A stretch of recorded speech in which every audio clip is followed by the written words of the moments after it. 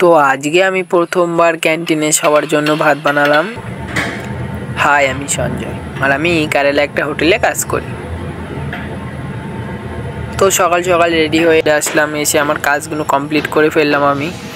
তারপরে বললো যে তুই আজকে ভাত বানা। তাই তো আর বেশি দেরি না করে আমি ভাত বানানোর জন্য চলে আসলাম চাল নিতে।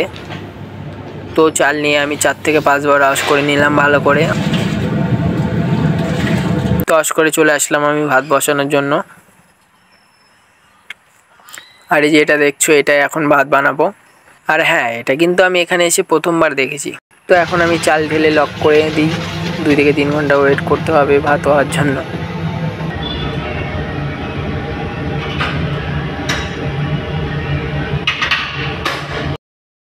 তো আমার চাল ঢেলে 2 থেকে 3 ঘন্টা হয়ে গেল। এখন আমি ভাত চেক করতে আসলাম।